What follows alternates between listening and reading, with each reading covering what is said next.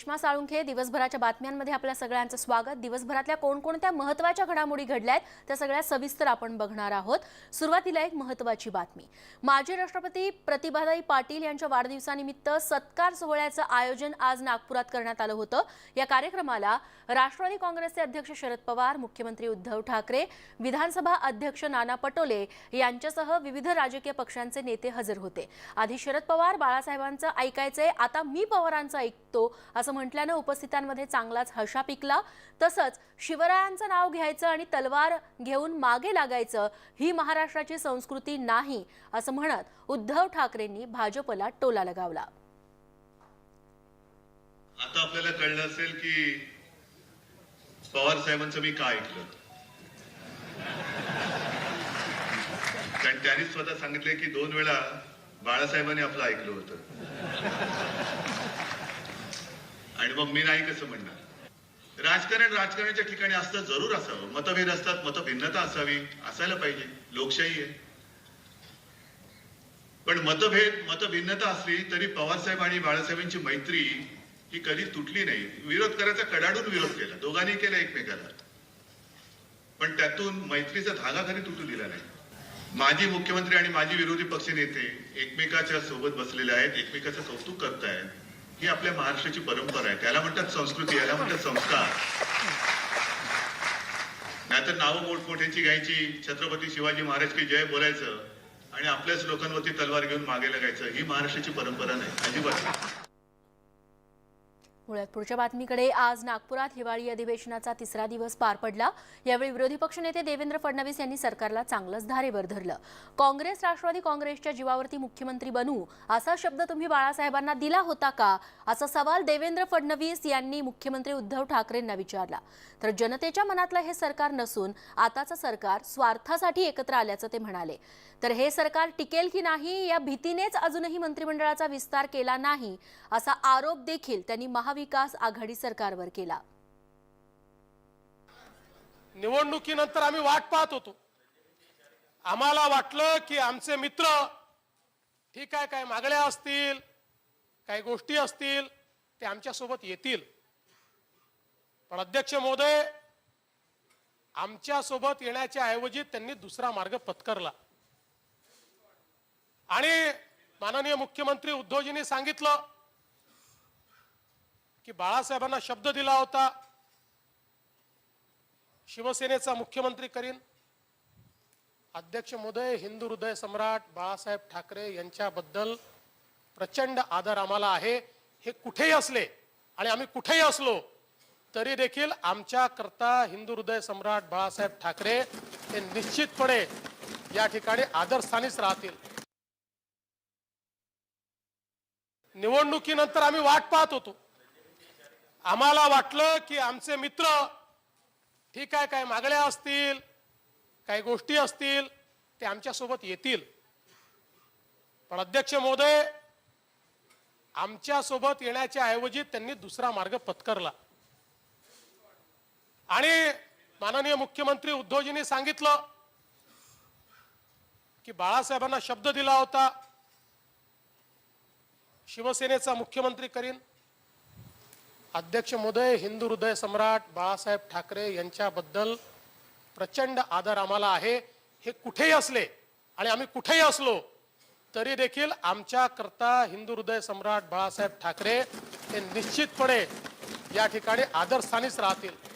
40% जागा जिंकणारे 3 लोक एकत्रित आल्यामुळे हे सरकार तयार झालंय। हे जनतेने निवडलेलं सरकार नाहीये, हे जनतेच्या मनातलं सरकार नाहीये, हे राजकीय कप्तानी आलेलं सरकार आहे,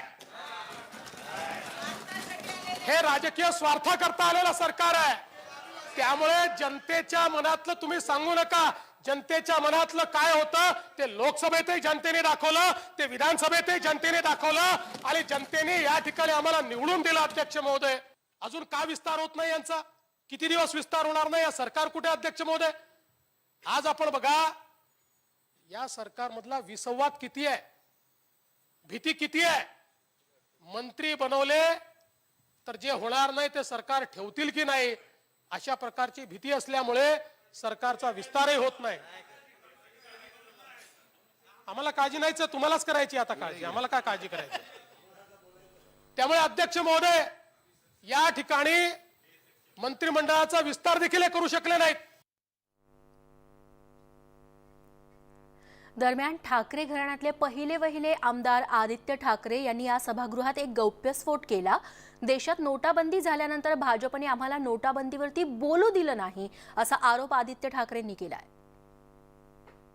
कदाचित मेक इन महाराष्ट्र इंडस्ट्री ह्याला सगळ्यांना एक चालना मिळालेली, पण मला हे माहिती आहे आणि आम्हाला सर्वांना माहिती आहे, ते सगळ्याच इकडच्या सन्मान्य सदस्यांना माहिती आहे की 2016च्या अंताला जे नोटबंदी झाली, डिमॉनिटायझेशन झालं, आता कोणीही बोलत नाही त्याच्यावर. विरोधी पक्ष पण बोलायला घाबरतो. आम्ही त्यांच्यासोबत असताना लोकसभेत जेव्हा विषय काढायचो तेव्हा सांगितलं जायचं नाही ह्याच्यावर बोलू नका, कारण हा विषय आता आपण बाजूला ठेवलेला आहे. पण नोटबंदी जी झाली किंवा जीएसटी जे चुकीच्या मार्गाने आलं या देशामध्ये, त्याच्यानंतर उद्योगधंदे बंद झाले, शेतकऱ्यांची जी काही एक वाट लागलेली आहे किंवा ग्रामीण भाग किंवा शहरी भाग असेल, सगळंच बसलेलं आहे.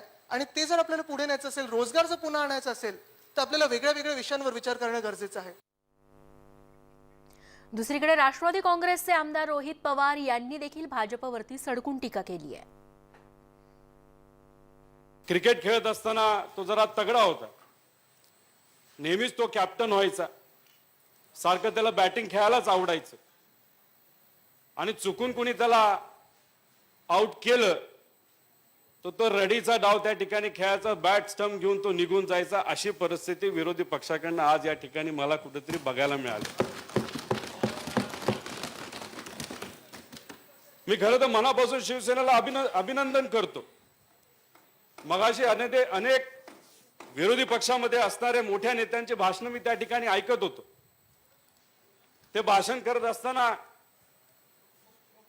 जर विकास झाला नाही, इंडस्ट्रियल डेव्हलपमेंट नाही झाली, तर त्या ठिकाणी तिथे असणारे देसाई साहेबांकडे ते सगळे बघायचे. आज हिवाळी अधिवेशनात नागरिकत्व सुधारणा विधेयकावरून मोठा गदारोळ झाला. नागरिकत्व सुधारणा विधेयक हे घटनाबाह्य आहे आणि ते राज्यात लागू करू नये अशी मागणी काँग्रेसचे नेते अशोक चव्हाण यांनी केली. तर जितेंद्र आव्हाड यांनी देखील या कायद्याला कडाडून विरोध केला.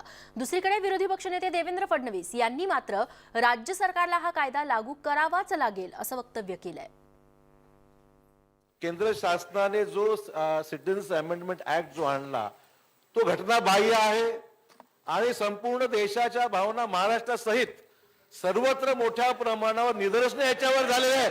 अध्यक्ष महोदय, हा विषय महाराष्ट्रातला सुद्धा आहे, हा विषय महाराष्ट्रातला आहे. आमचे म्हणणं एवढंच आहे की या भावना, या कायद्याची अंमलबजावणी, या कायद्याची अंमलबजावणी महाराष्ट्रात होता कामा नये. ज्या सर्वसामान्य माणसांना या कायद्यामुळे त्रास होतोय, ज्या सर्वसामान्य माणसांना या कायद्यामुळे अस्वस्थता वाटते, त्या महाराष्ट्राला नागरिकांना न्याय देण्याचं काम या सभागृहाच्या माध्यमातून देण्याची जबाबदारी आमची आहे.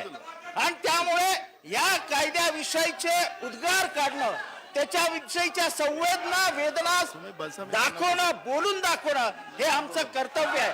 त्याच्याबद्दलचा असा दादागिरीचा आक्षेप घेणं हा सदस्यांच्या अधिकारांवरती अतिक्रमण आहे. भारताच्या संसदेनं पारित केलेला एखादा कायदा हा बेकायदेशीर आहे, अनकॉन्स्टिट्युशनल आहे, ठरवण्याचा अधिकार कोणाला आहे?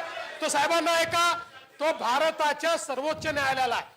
हा कायदा भारताच्या संसदेने पास केलेला कायदा आहे, त्यामुळे त्याला अनकॉन्स्टिट्युशनल म्हणता येणार नाही. राज्य सरकारला अधिकार देखील नाही. केंद्राचा कायदा आहे, तो राज्याला लागू करावाच लागतो. राज्य सरकारी भूमिका घेऊ शकत नाही, त्यामुळे तो लागू राहणारच आहे. अध्यक्ष महोदय, वळत पुढच्या बातमीकडे. महाराष्ट्रातील अकल्पित असं सत्तेचं समीकरण ज्यांनी आकाराला आणलं अशा दोन दिग्गजांमध्ये येत्या 29 डिसेंबरला एक अनोखा सामना रंगणार आहे. राष्ट्रवादी काँग्रेसचे अध्यक्ष शरद पवार यांची सामनावीर संजय राऊत हे मुलाखत घेणार आहेत. यामुळे हा संपूर्ण सामना आहे तो आता उत्कंठावर्धक ठरणार आहे.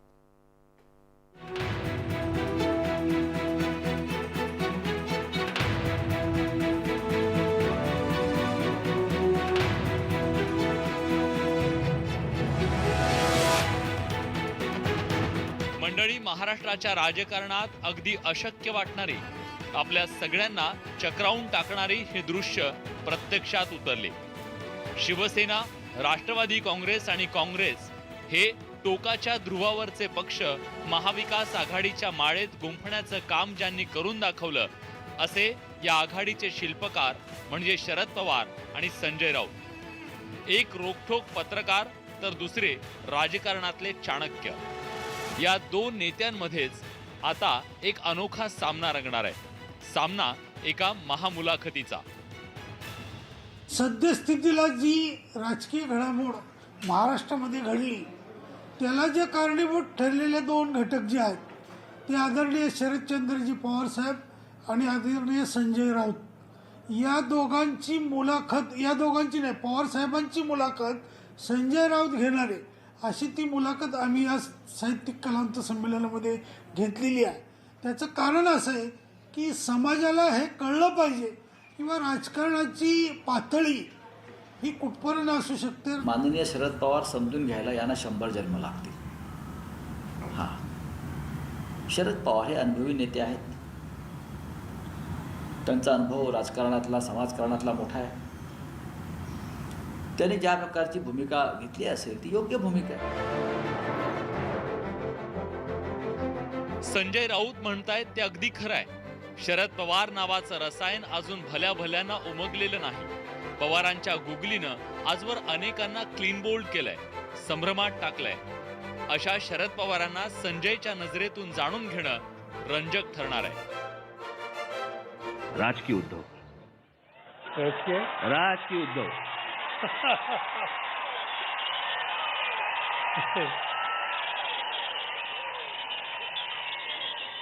ठाकरे कुटुंबीय. शरद पवार आणि संजय राऊत यांच्यातलं मैत्रीचं नातं सर्वश्रुत आहे. त्या नात्यातूनच महाविकास आघाडी प्रत्यक्षात येऊ शकली.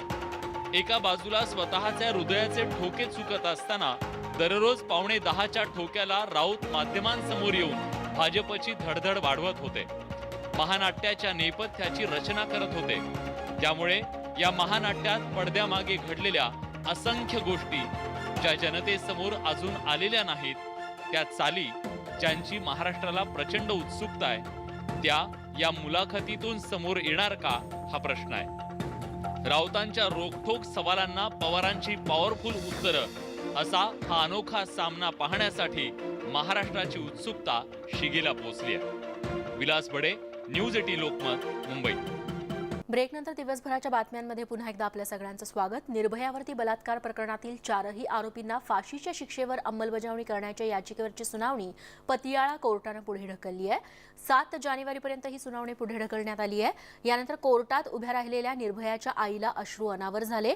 आता कोर्टानं दयेचा अर्ज करण्यासाठी 1 आठवड्याची मुदत दिल्यानं 7 जानेवारीला पुढची तारीख देण्यात आली आहे. यावर कोर्टानं आम्हाला तुमच्याबद्दल पूर्ण सहानुभूती आहे, पण दोषींचे अधिकारही आहेत, आम्हीही कायद्याने बांधले गेलोत अशी प्रतिक्रिया दिली.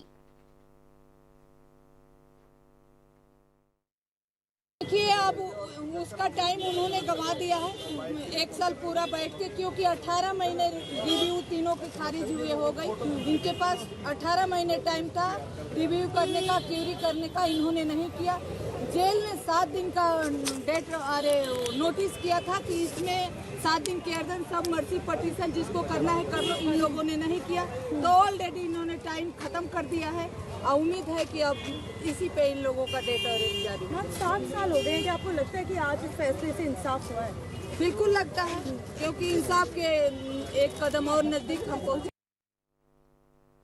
दुसरीकडे निर्भया प्रकरणातील अल्पवयीन दोषी अक्षय कुमार ठाकूरची पुनर्विचार याचिका फेटाळण्यात आली आहे. त्यामुळे दोषीची फाशी कायम ठेवण्यात आली आहे. आरोपी कोणत्याही प्रकारच्या दयेसाठी पात्र नाहीत, त्यांना फाशीचीच शिक्षा मिळाली पाहिजे अशी मागणी सॉलिसिटर जनरल तुषार मेहता यांनी न्यायालयाकडे केली होती. न्यायालयानं आरोपीची पुनर्विचार याचिका फेटाळत त्याची फाशीची शिक्षा कायम ठेवली आहे. आणि यासोबत बुलेटिनमध्ये अजून एक छोटासा ब्रेक. बघत रहा दिवसभराच्या बातम्या.